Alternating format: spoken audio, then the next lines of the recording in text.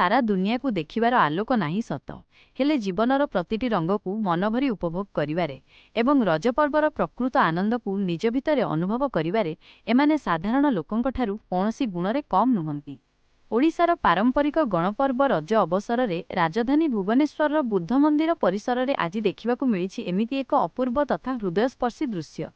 आनंद मार्ग skill development centre रे रही पाठ पढ़िबा सह कंप्यूटर स्पोकन इंग्लिश एवं जोग भली आत्मनिर्भरशील हेबार शिक्षा ग्रहण करुथिबा प्राय 35 जन दृष्टिहीन छात्रींक सह मिसी रोटारी क्लब ऑफ एकाम्र क्षेत्र पक्षरु एक स्वतंत्र एवं नियारा रज महोत्सवर आयोजन करा जायथिला।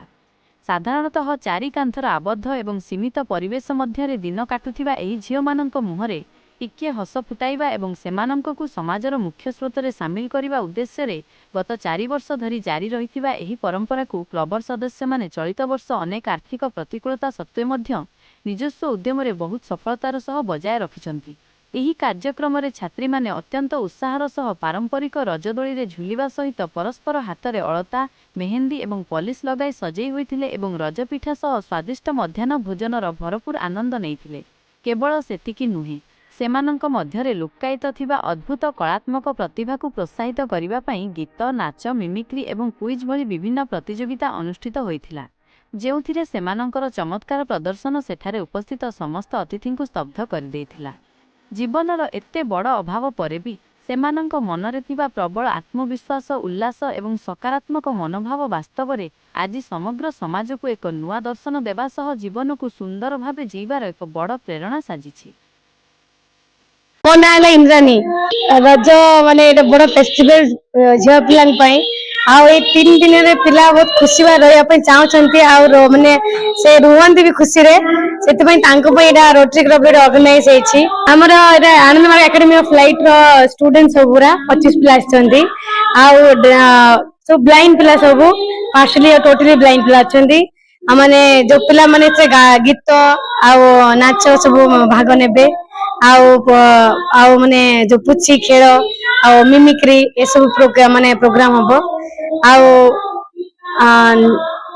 माने विभिन्न कार्यक्रम रे पिला माने माने भाग नै कि से निज को पूरा मोटिवेट रखुचंती प्रोग्राम थ्रू रे। केते पिला आछन प्रोग्राम हमर 25 पिला आछन केते 40 25 आज्ञा कौन सब पिला माने अवार्ड पाउछथि जे अवार्ड पाइबे ए प्रोग्राम जो कंपटीशन होछि ए सब कंपटीशन से प्राइज पाइबे आउ पिला मानकर ए सब माने पाठ पढ़िया पिला सब माने +2 +3 सब करछंती आउ मो पाखे रहे कि माने कंप्यूटर ट्रेनिंग नउछंती computer mobility training spoken English smartphone माने आउ योगा माने सब माने गुटे निज को से केमिति इंडिपेंडेंट बनि परिबे ता पई जहां जहां दरकार सब ट्रेनिंग नो तांको दोछि अमल हॉस्टल रे।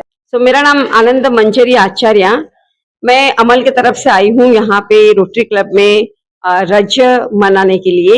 रज ये उड़ीसा का सबसे बहुत बड़ा उत्साही फेस्टिवल है, तो बच्चे भी सभी लोग बहुत खुश रहते हैं इस फेस्टिवल में।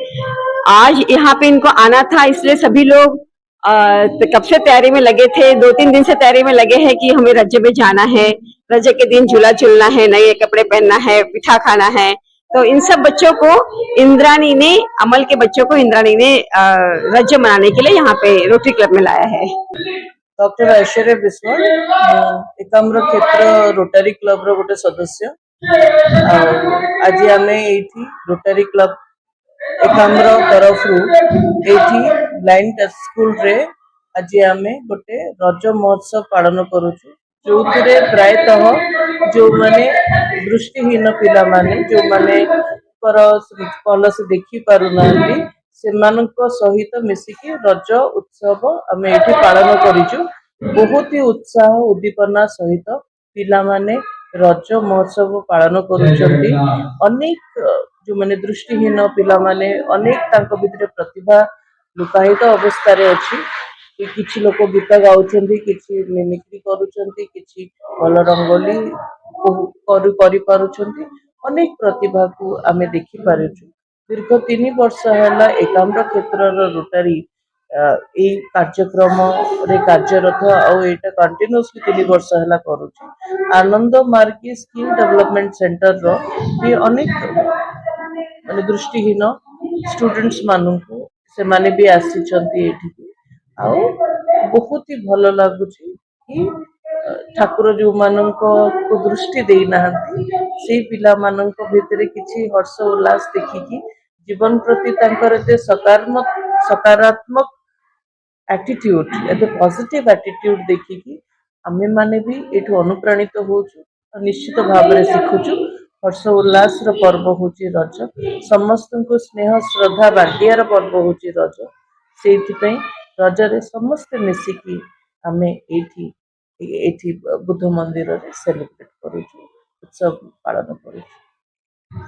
ମୁଁ ହଉଛି ଏକାମ୍ର କ୍ଷେତ୍ର ରୋଟରୀ କ୍ଲବ ଅଫ୍ ଏକାମ୍ର କ୍ଷେତ୍ରର ପ୍ରେସିଡେଣ୍ଟ ନଳିନୀ ନାରାୟଣ। ଆମେ ଆଜି ଭିଜୁଆଲି ଚ୍ୟାଲେଞ୍ଜ ଝିଅମାନଙ୍କୁ ନେଇକିରି ରଜ ସେଲିବ୍ରେସନ କରୁଛୁ। ରଜ ଆମ ଓଡ଼ିଶାର ସବୁଠୁ ଏକ ବଡ଼ ପର୍ବ।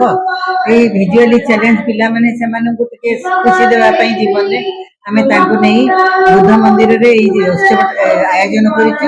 ସେମାନଙ୍କୁ ଖାଇବା ପିଇବା ଦେବା ସହିତ ତାଙ୍କର କମ୍ପିଟିସନ, ସେମାନେ ଗୀତ ନାଚ ତା ଛଡ଼ା କୁଇଜ କମ୍ପିଟିସନ ଏସବୁ କରି ତାଙ୍କୁ ଟିକେ ଉତ୍ସାହିତ କରିବା ପାଇଁ, ତାଙ୍କୁ ଟିକେ ଜୀବନ ସୁଖ ଦେବା ପାଇଁ ଆମେ ଏଇ ଉତ୍ସବଟି ଏଇ ପର୍ବଟିର ଆୟୋଜନ କରିଛୁ। ଏବଂ ସେମାନେ ଭାରି ଖୁସିରେ ଆଜି ଆସିକି ଗୀତ ଗାଉଛନ୍ତି, ନାଚ କରୁଛନ୍ତି ଏବଂ ଆମର ସବୁ ମେମ୍ବର ମାନେ ତାଙ୍କ ପାଇଁକା ସବୁ ଅଳତା ମେହେନ୍ଦି ନେଲପଲି ସବୁ ଆଣିଛନ୍ତି। ସେମାନେ ପିନ୍ଧି ତାକୁ ଭାରି ଖୁସି ହେଇକିରି ସେମାନେ ତାପରେ ଏଠି ଚୁଲା ବି ଲଗା ହେଇଛି, ସେମାନେ ଦୋଳି ଖେଳିକିରି ବି ଭାରି ଖୁସି ହଉଛନ୍ତି।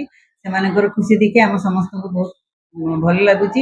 ଆମେ ଏଇ ପର୍ବଟି ସେମାନଙ୍କ ସାଙ୍ଗରେ କରିଥିବାରୁ ଆମକୁ ବି ବହୁତ ଭଲ ଲାଗୁଛି। नमस्कार, ମୁଁ Madhuchandra Bal, immediate past president Rotary club of Ekamra Kshetra. ଆଉ ଆଜି ଆମେ ରଜ ପର୍ବ ଉପଲକ୍ଷେ ଭିଜୁଆଲି ଚ୍ୟାଲେଞ୍ଜ ପିଲାମାନଙ୍କୁ, ଯୋଉଟାକି ଆମେ ଗତ 3 ବର୍ଷ ହେଲା କରି ଆସିଛୁ। ଆଉ ସେଇଟାରେ ମୁଁ ଏବଂ ତପସ୍ୱିନୀ ଆମେ 2 ଜଣ ବହୁତ ଆଗ୍ରହ ଦେଖାଇ ଏଇ ବ୍ଲାଇଣ୍ଡ ଝିଅମାନଙ୍କୁ ଆରମ୍ଭ କରିଥିଲୁ ଏ ପ୍ରୋଗ୍ରାମଟା।